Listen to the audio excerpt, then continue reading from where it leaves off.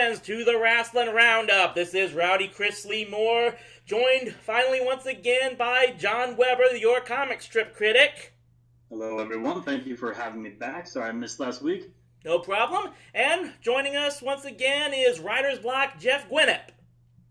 Hey, everybody. And of course, we are getting ready for the Fastlane to WrestleMania, which takes place this Sunday. Less than probably 12 hours by the time you'll be listening to this podcast. We'll get started on that shortly in a bit. But first off, want to get into my own personal recurring segment on this show. John, of course, has his, which he calls How Would You Have Booked This? Mine I would basically call It Was Always Like That. My apologies for not having a sexier title of this thing. But this is where I talk about matches and angles from the past, particularly from other wrestling organizations, to demonstrate that Vincent K. McMahon's WWE is not alone or even the originator for badly booked matches and angles that were ruined by politics and other backstage affairs. The last time I had this segment on was back in December when we talked about the program in 1982 between Kerry Von Erich and Ric Flair back in the old NWA that was capped off with a steel cage match in December of that year at the old Reunion Arena here in Dallas that ended under controversial circumstances for Flair to retain the belt, and about the only good thing that came out of it was the fabulous Freebirds turning heel and becoming some of the biggest stars in wrestling. Now, I know John wasn't there for that episode. I'm trying to remember if Jeff was. I may not have been. Yeah. Anyway, okay, I'll hopefully try to remember to link to that old podcast on the posting of this video, so you might talk about exactly just how badly botched that thing was, but that was tame compared to what I'm going to talk about this time. In fact, I may have to retire this segment after we talk about this because I'm not sure I can come up with anything worse than what happened, what I'm about to talk about. And amazingly, it also is another angle that featured the modern-day warrior, Kerry Von Erich. Now, I want to preface this by saying that I searched through as many sites and sources that I could find, and even then found very little hard details, some that seemed to counteract one another, so I'm going to apologize in advance if it turns out I got any or even everything completely wrong on just what exactly happened here. This is just what you got to deal with when you're trying to figure out what exactly happened in the kayfabe 1980s in professional wrestling. So take all this with as much of a grain of salt as possible and beware that I may be completely wrong on this, but this is what I was able to figure out. So, you guys are ready, prepared to just have your mind blown on how bad things got for the Von Erichs in the late 80s. At least professionally. Personally, unfortunately, the tragedy's there. Maybe we'll talk about it sometime. But it seems like this actually connects back to what we talked about before. Because it seems like the whole program with Kerry and Ric Flair may have been the start of Fritz Von Erich, the patriarch and owner of World Class Championship Wrestling. He may have gotten the sense that he was never going to get to the top of the ladder in the NWA in his promotion, even though it was basically carrying the NWA almost as much as Jim Crockett Promotions at the time. Kerry was finally allowed to wear the NWA belt when he beat Flair in May 1984 at the Parade of Champions event at Texas Stadium, only he was made to drop the belt back to Flair 18 days later. Now, that may have been because it's very likely Kerry was already getting into drugs at the time and the NWA didn't trust him. But it also seems clear that it seems like Fritz began to suspect that his boys would never get a fair chance as long as Flair's boss Crockett had so much clout in the NWA. So, by the mid-80s, Fritz pulled his territory from the NWA, went independent, and eventually Kerry became his world champion. Now, fast forward to 1988. We've got a number of promotions, either always or currently separate from the NWA, all of them struggling and deciding to partner up in order to try and compete nationally with Vince McMahon's WWF. And this was It started when Vern Gagne's AWA and Jerry Jarrett's CWA agreed to merge, and this led to Jerry Lawler finally winning the AWA World title in May of '88. With that in mind, they then began to try to look for a partnership with Fritz von Erich's World Class promotion. And this was to be centered around a feud between Lawler and Kerry von Erich that was to be capped off with a unification title match that would take place at the first ever AWA pay-per-view, Super Clash 3. This was basically going to be their WrestleMania. It was going to be the thing that was going to put them back on the map. So, how do you think they would have this coalition how do you think this coalition would promote and hype this once-in-a-lifetime unification match? By having multiple unification matches in the months before it, and every one of them had a BS finish. Now, from what I can tell, I think Jeff saw at least a couple of these matches. You saw them on YouTube, you said?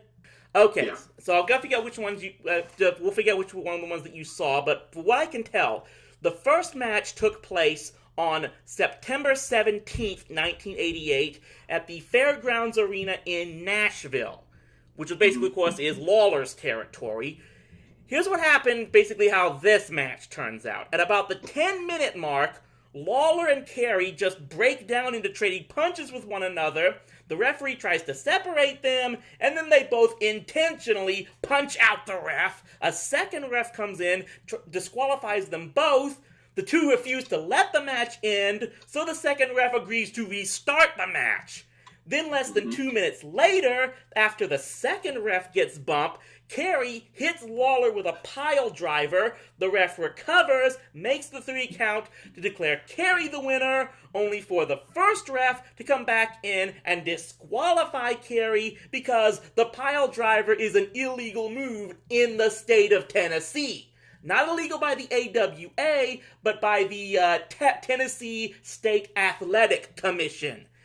Lawler then declares that Kerry should be stripped of his belt because under World Class rules, you lose a title on a DQ. Kerry shoots back that in World Class, you can't get disqualified for using a pile driver. So basically, one unification title match done, and nothing's been decided. Now just strap in because this is only the beginning here. This led to a second match on, I believe, October 1st from the Sportatorium in Dallas. Now, I can tell you, if you have the WWE Network, you can see this match in their World Class Championship Wrestling archives. In this match, the exact same thing happened with Kerry and Lawler punching out the referee at the same time intentionally. It's almost a carbon copy of exactly what happened in Tennessee. In this case, they do get completely both disqualified, and it's announced that they're both stripped of their belts. And I'm still trying to figure out exactly, at some point in time they get their belts back. I'm not sure exactly when, because they then get a third unification match 2 weeks later at the Cotton Bowl in a Texas death match, which for those who are not aware, that's basically a fancy way of calling a last man standing match. Here's what happens in this one. Again, it's a no DQ match, but the ref gets bumped. Kerry manages to floor Lawler. With the ref out of commission, a world-class executive jumps in the ring, makes the 10 count, declares Kerry the winner. This leads to his counterpart, an AWA executive, having a fit and saying because he wasn't an actual referee that made the count, so technically Kerry is declared the winner and the unified champion, but the AWA then strips him of the belt on that technicality. So all of that takes place in just the build-up to this Super Clash 3 match. Now, I apologize if my two colleagues already have their eyes glazed over about all of this. No, it's all right. I'm still with you. Yeah, just mentioning all this because Yeah, again, this is just the tip of the iceberg, because what happened at Super Clash 3, and I did give you guys a link to the article that tries to sum up what all happened there. And even that doesn't cover everything from what I figured out. But, so, we get to Super Clash 3. December 13th, 1988 from Chicago. This was a joint production of the AWA, World Class, Jerry Jarrett's Continental Wrestling Association, and the Powerful Women of Wrestling promotion. So, and first off, what do you think for this, their version of WrestleMania, where would it take place? Soldier Field? Chicago Stadium, the old Chicago Stadium, the Rosemont Horizon, which is now known as the Allstate Arena? Nah, it was held at a 10,000-seat arena on the University of Illinois Chicago campus. This was what they expected to be their big WrestleMania event. So, the match comes into place, and if you watched it, I'm guessing that this was the second match that Jeff managed to watch on YouTube, correct? Yes, that and the one in Tennessee. Yes, okay, yeah. So, first off, you probably saw that very early in the match, Lawler smashes Kerry's arm against the turnbuckle, and he immediately starts bleeding. That had to be done had to be a last-minute start, because apparently during the preparation for the match, Kerry was scratching an itch on his arm, not forgetting that he had already taped a razor to that finger for intention of blading himself during the match, and he just gashed himself with the blade on his arm. And a lot of people think that because of how badly he was bleeding, that he may have been on some something, unfortunately, going into that match. Might talk about that later. So they were already just off to a great start because they had to add in that. Also, if Jeff watched that whole match, let's face it, this is a match that today's wrestling fans would just eviscerate, because it was pretty much 90% these guys just trading blows back and forth with one another. There's nothing fancy about this match whatsoever. Now, I will say this, that was necessary, because at this point in time, again, maybe I'll go into more detail about everything that happened to the Von Erichs at some point, but to sum this up, whatever wrestling ability Kerry Von Erich may have had in his heyday, it was gone now, because he was literally wrestling on one foot. He actually, no kidding, in 1986 he actually had to have his foot amputated from complications from injuries he suffered in a motorcycle crash in 1986. So, in a way, it's kind of amazing that he was still performing, basically secretly wearing a prosthetic inside his boot, and they managed to keep this a secret for quite a while, to be perfectly honest. But yeah, it definitely was contributing to the fact that they just couldn't pull off any major moves in this match at all. And then comes, of course, the finish. It comes to the fact that at one point in the match, Lawler busts open Von Erich. That was what the blade was needed for from the beginning. And it basically gets to the point where Kerry gets Lawler into his family's patented Von Erich iron claw hold on the face. He tries to pin him twice, kicks up at a 2 count, and then, with everyone thinking that Lawler's about to pass out or submit and Kerry's going to be the winner, the referee stops the match, declaring that Kerry can no longer continue because he's almost blinded from all the blood in his face. And that's how Lawler gets declared the unified world champion of both the AWA and WCCW.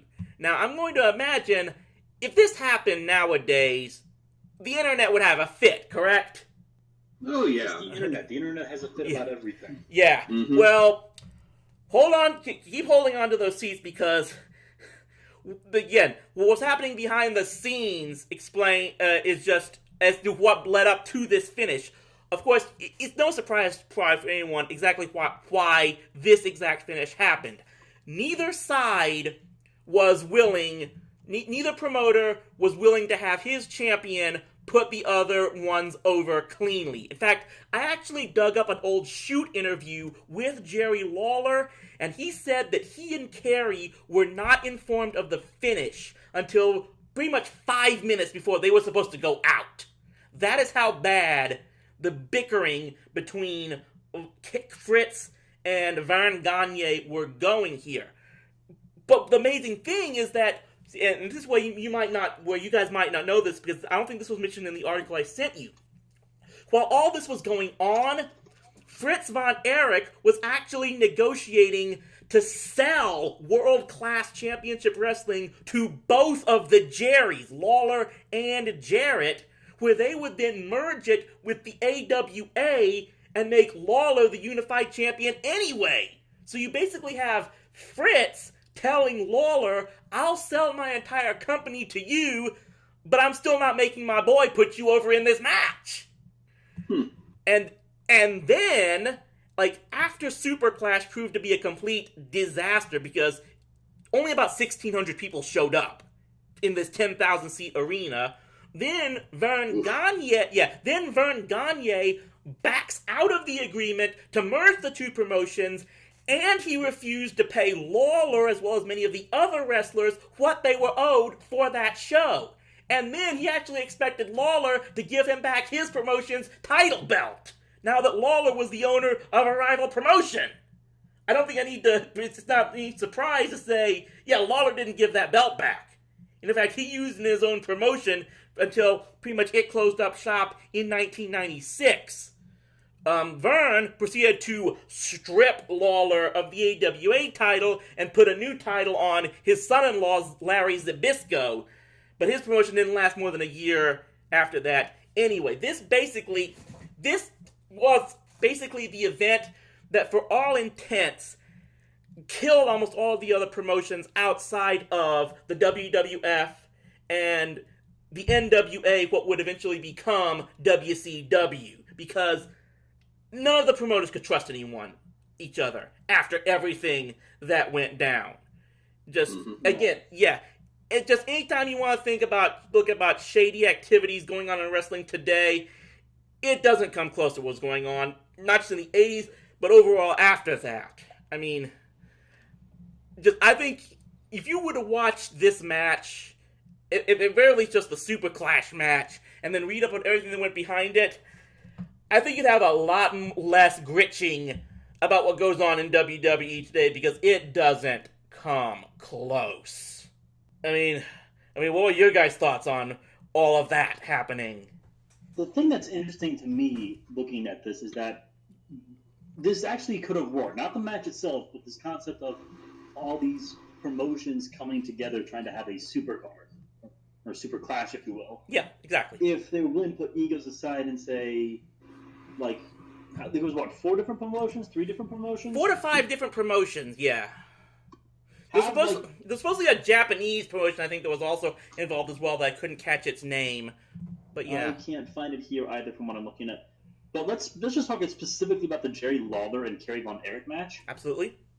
If I'm using a modern day example, you get the benefit of 30, 40 nearly years of evolution to look on this.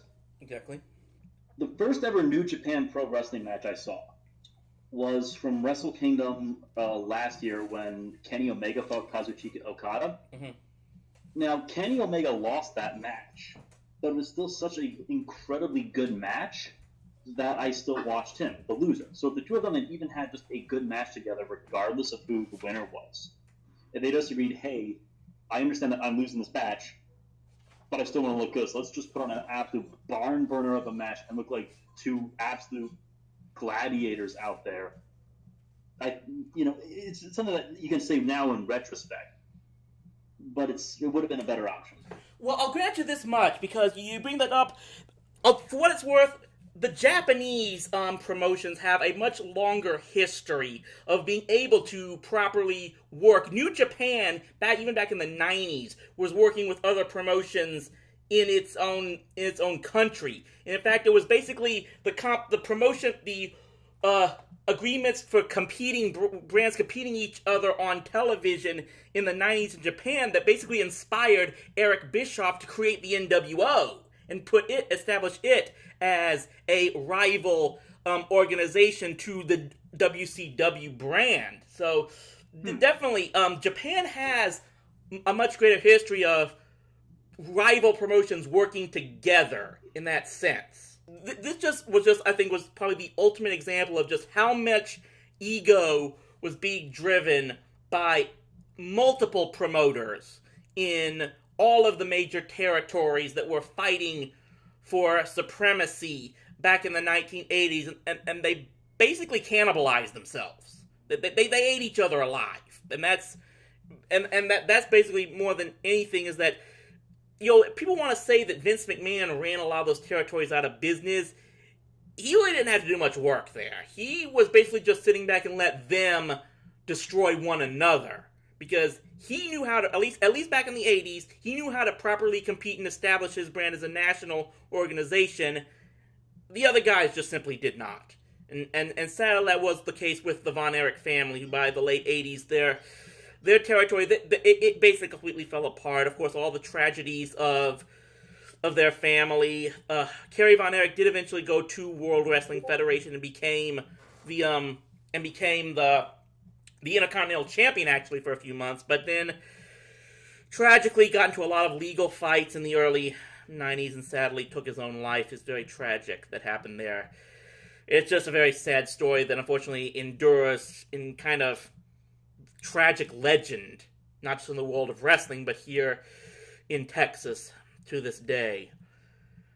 But yeah, that's the next edition of It Was Always Like That.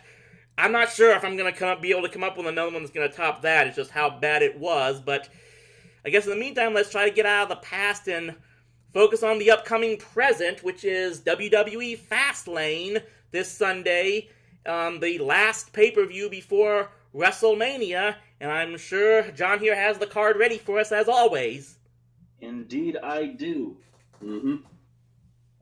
First match is a women's tag match. If I'm launching this with basically no preambles, because this is a match that I really I'm sorry, I don't care about it. It's Becky Lynch and Naomi versus the team of Natalya and Carmella. Yeah, I'm looking at this. I think the basic example of this was trying to make sure. Yeah, even if it's on a pre-show, it's basically just trying to get these ladies some attention, because I do think they have at least something planned for them, maybe one or two of them at WrestleMania, and trying to get them refreshed for the most part. I do see at least Becky and Naomi going over in this match, at the very least. Okay. Yeah, it definitely has it has a stitched together feel. Yeah, and believe me, I'll tell you this. John here, he always talks on Twitter and everything that he really thinks that his boy Bray Wyatt's been one of the most underutilized and misused stars out there. Yeah, I hear the groans already just me bringing that up for him. Maybe it's not to that level, but I'm gonna say this: there's two people that I really think has been just completely forgotten about and underused, and for me, Carmella is one of them. This is just someone that they gave her the Money in the Bank briefcase. I think I know what they were planning on doing with her. They were planning on having her cashing it in that night. They chickened out on it because of the backlash as to how that Money in the Bank match ended. And I don't think they've known what to do with her since. I mean, they let her little boy Ellsworth go a few months later. And I'm hoping they've got this whole thing planned to start up at WrestleMania. But that's one of my picks, is who has just been really just forgotten about, unfortunately, in these recent months. I kind of agree. I've seen some whispers that people are hoping that Carmella cashes in her Money in the Briefcase contract on Asuka after her match at WrestleMania to end Asuka's streak, which that would upset me now, but years from now I would look back at it as a brilliant move. I don't see necessarily that happening. I actually would maybe I'll talk about this later, but I have my more prediction would be that she's basically going to pull a Seth Rollins, enter it, making a triple threat, would probably pin Charlotte to technically keep Asuka's streak somewhat alive, by at least pointing out that Asuka wasn't the one pinned in the match. But we'll wait and see when we probably talk more about that when we get to our WrestleMania predictions next time. Okay. I can see that. Yeah. Up next, Honestly, guys, there's almost no bets for this one. Shinsuke Nakamura versus Rusev with Aiden English in Rusev's corner. Who do you have, and why is it Shinsuke Nakamura? Yeah. You know what? I'm going to say, you know what? You brought that name up, so I'm going to say this much. The other person that I think has been horribly underutilized recently by WWE is Rusev. And this is kind of unfortunate that, I think there's no doubt, basically Rusev's getting fed to Shinsuke in this match to try just to get Shinsuke on the show and have him something to do in preparation for WrestleMania. I actually thought there were some predictions that Shinsuke was actually going to face Cena in this match with his WrestleMania spot on the line. Obviously, that didn't work out. We'll get into what Cena's doing later on here. But this is just a sense of, I'll admit, this is just a sense of we've got to get Shinsuke on the show so far, and Rusev's basically being fed to him. Well, as long as they can make it look good, which they're both very good. They're both very good performers in the ring, so they'll make each other look like $1 million. I hope so. Yeah, there is that much. I'll grant you that. The SmackDown Women's Championship. It's a one-on-one match. Charlotte Flair versus Ruby Riott of the Riott Squad. According to Wikipedia, Liv Morgan and Sarah Logan are going to be ringside. But I still got to go with Charlotte for this one. They're not going to... Charlotte's just a way more established name than any of the other people here. Yeah, I have no doubt that Charlotte will basically win this match. But I will say this: I think the sensible solution is this is just a warm up match to eventually get Charlotte into WrestleMania. I will say this: here's my prediction for this is that you're going to see Charlotte win the match, and then Asuka is going to come out, attack Charlotte, and make it officially known she's going after Charlotte's title at WrestleMania. That's my prediction of what exactly is going to take place. I mean, I could get into other things that... I think that Charlotte versus Riott could actually be a really, really good feud. You got like a punk rock, unknown person going up against wrestling royalty. That could be a really interesting feud, but maybe they're still going to make that a proper feud later down the line. Perhaps. Tag team match for the SmackDown Tag Team Championships. Champions, the Usos, are defending against their old, longtime rivals and BFFs, frenemies, the New Day. This is one of those matches where, I don't think a lot of people can really complain as to how many times it's been done because the matches always turn out pretty dang good. And yeah. They have tremendous chemistry with each other, especially in promos like the one Big E did. I don't know. I guess if you're trying to book this one, you're also trying to plan ahead for who they would fight at WrestleMania. That's the one thing that just... I don't know. Yeah, I don't know. Yeah, that's the one thing. It's figuring out who could possibly be facing them at WrestleMania. I mean, you're probably seeing a triple threat or fatal four-way at Mania for the tag titles. I'm guessing more than anything else, especially in this. Raw has a similar problem with their tag division, but that's a whole other kettle of fish. Yeah. So this is basically this is a toss-up as far as I could see. But I'm still going to stick with the Usos. I think you want to I don't want to make the New Day potentially transitional champions at WrestleMania. So yeah, that's very likely. Yeah, and no more playing hot potato. Yes. The United States Championship. The champion, Bobby Roode and Randy Orton. Please let Bobby Roode keep it. Okay, yes, this is a personal thing for me. I'm going to go into a tiny little rant. Maybe it's just because of where I started to watch wrestling in my life, which was slightly before Mania 30. Randy Orton is the most boring wrestler to me. I'm going to get crucified. I know I am. But at least since I've started watching, Randy Orton for me is my bathroom break match. No, he shows no passion, no fire, no energy. He basically knows he's just there for a paycheck, and we all know he's He's there for a paycheck. So, Yeah. and plus he's a made guy. You know, he's been there well over 10 years, and he knows he's set. He's got a Hall of Fame mainline just straight there.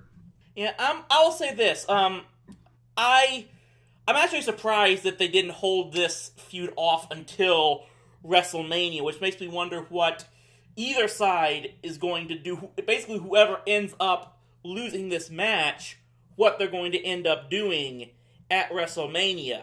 If nothing else, I'm thinking that maybe they will. I mean, right now, I think the smartest bet to make on this match is to suggest that they are going to have Randy win this so he can be a Grand Slam champion and maybe set up another rematch between the two at WrestleMania, and then hopefully Bobby Roode will regain the belt then. We'll wait and see. Personally, Roode is a guy I hope to wear the WWE title eventually while he still has some good years left. But, you know, he is a draw as the United States champion, and hopefully we'll see what they can do with him so far at this point. All right, and the last match on the card, a six-pack challenge for the WWE Championship. The champion is AJ Styles. The challengers are John Cena, Kevin Owens, Sami Zayn, Baron Corbin, and Dolph Ziggler. It's not going to be Corbin or Ziggler at the very least. I can tell you that much. They could swerve us, maybe give us Sammy versus Nakamura round 2 for WrestleMania. I'd be okay with that. But it's still probably going to be AJ Styles because that's what everybody is kind of paying money for at WrestleMania right now. They've teased AJ and Nakamura at WrestleMania too much. Yeah. So, I don't think it's any doubt that that Styles is going to get put over in this match. The only other things that this match is supposed to build up to are obviously two situations. One is what is going to happen between Sami Zayn and Kevin Owens in the fallout of whatever happens in this match. And then two, what is John Cena going to do to get himself into WrestleMania after he doesn't win this match? I'm going to throw out at least this one wild prediction here, is that, look, obviously, it's really, there's some doubts that whether or not The Undertaker can actually come back, and a lot of people, myself included, wouldn't want to see him do that anyway. There was talk about Rey Mysterio coming back, but now he's injured. So obviously they're probably flailing and trying to figure out what to do. But you know what? So far, there's one other major draw that doesn't seem to have a set spot at WrestleMania yet, and that's Big Braun Strowman. It's true. However, we've already seen Strowman versus Cena. Well, at the very least it was, I don't even remember when that match was, to be perfectly honest. It was on Raw. It was on Raw. They could still put the match together and probably make it pretty impressive, but there would have to be something there to sweeten the pot. Yeah, I could just see maybe Cena making that challenge as in a way to say, look, in order to prove that I've still got it, I've got to take on the biggest, baddest guy in WWE right now. That he's going after it. Now, like I said, I'm still clinging to the hope that Braun is going to get added to the Universal title match with Brock and Roman. But I've heard he's like a plan B in case. Well, yeah, that's I don't know if I was going to talk about that or not, but basically say that's out the window right now. I'm sure you're probably talking about these reports by that dirt sheet reporter, and this is why I don't trust those guys, trying to suggest that Roman Reigns has been implicated in some type of steroid purchase. But it's already been reported now. It wasn't Roman Reigns being implicated in that. It was Luther Reigns, the former, longtime former. So that's that's why I don't trust dirt sheeters. They're not reporters. The guys, how can you report something like dirt sheet reporters are the TMZ of sports, as far as I go. That goes, and this is someone who's seen sports reporting personally, up close and personal. But yeah, I'm not expecting any last second changes happening that forces Roman Reigns to be pulled from the card. But I'm gonna wait and see what happens this Monday when supposedly Brock finally comes out to confront Roman, and I think we're gonna find out this Monday whether or not it's going to be straight up Roman versus Brock, or if Braun is going to do something to get himself inserted into that match. And also we'll probably need to see what Cena is going to do to try to get himself into WrestleMania. So give him this much credit. There's still some level of mystery as to what's going to happen for a number of certain other superstars in this match. Of course, also, if Asuka does indeed defect to take on Charlotte, what's going to happen to face Alexa Bliss's title? My heart's still hoping that this is going to set the stage for Alexa versus Nia, which is the matchup I was saying needed to happen at WrestleMania for months now. And I'm hoping they are finally setting that in motion.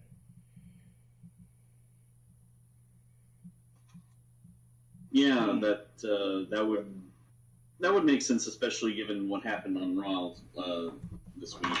Yeah, absolutely. But, and look, you guys know my whole fandom and affection for Little Miss Bliss.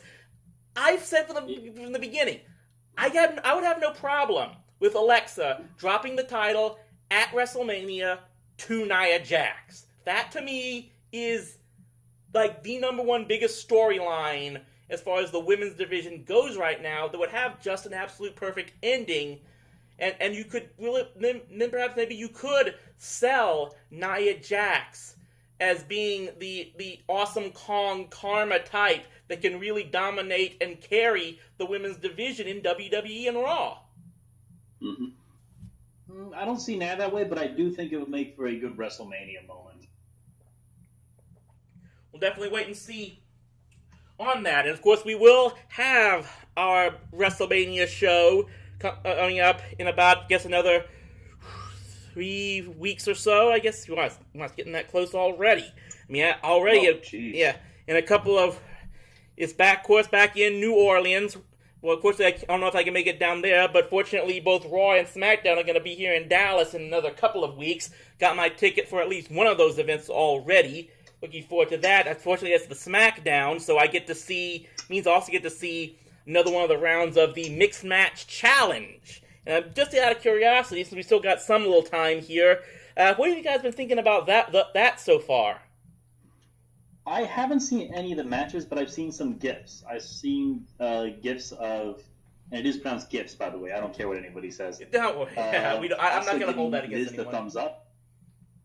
And of some weird, romantic / sensual tension between Alexa Bliss and Braun Strowman, who are amazing together.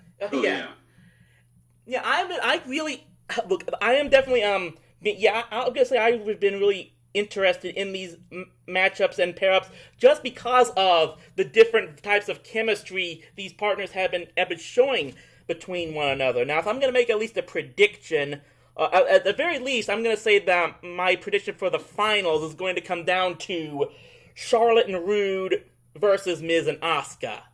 And sadly, my guess is they're going to have Miz and Asuka win just to keep up Asuka's streak, which I think is actually holding. I don't think they necessarily will. I don't think they will. Oh? And here's why. Okay. Because you can have the Miz get pinned and still say that Asuka's streak is Asuka's never been pinned or submitted. That is one possibility. It's similar to what I said about how, maybe if Carmella was to insert herself into a title match at WrestleMania and beat the other lady outside of Asuka, you could technically probably still keep that alive as well. But I will say this, another thing that maybe you might agree with me, maybe some people might don't. They actually need to end that streak as soon as possible because it's actually holding back, in my opinion, any chance to actually have a good character for Asuka because it's all they're selling her on. And I've said this, that streak should have ended in NXT. I mean, her last match before she got injured, who knows what was going to happen if she hadn't gotten hurt, but she should have put over Ember Moon in that match, to be perfectly honest, in my view. In that last one, I do agree, yeah. Yeah, because then you end that streak, you know she's eventually going over to Raw, and she can start fresh on Monday Night Raw. But now they brought her in with that streak alive, and it's basically all they've been selling her on, and, you know, I hate to have to compare her to something like Goldberg, but it's like when the streak ultimately does end, what else do you have? What do you have to sell her on then? Well, that's the question. Yeah, I guess that's the question for a character is where she goes from there. Yeah, it's the question that anybody who has a championship and then loses it has to sort of. A good character would like an innocent character would have a bit of like self-reflection, say, "Oh my gosh, I lost the championship. What am I going to do now? Am I going to make friends? Am I going to go for the championship again?" There's a bunch of ways you can go with that. Well, it's gonna have to, something they're gonna have to deal with her eventually at some point. And I think the sooner they take care of it, the better, to see how much further she can go. But in the meantime, I want to once again thank my two colleagues, Jeff and John, for taking part in this other edition of the Rasslin Roundup. Anything else you guys are looking to be promoting and starting up in the next few weeks? I am not. No. Yeah. Well, yeah, same here. Well, either way, we'll see. Maybe we'll hopefully get you guys, maybe some other guys, back for our big WrestleMania preview show. Pretty soon, in the coming days before the big event from the Superdome, Silverdome. Which one is it again? One of those. But for both, John Weber, I get your name wrong all the time, I apologize for that, I'm terrible at that. But, so for John Weber, and for Jeff Gwenup, this is Chris Lee Moore saying thanks for listening once again to the Rasslin Roundup, and stay rowdy, my friends. Backstreet in the whole USA.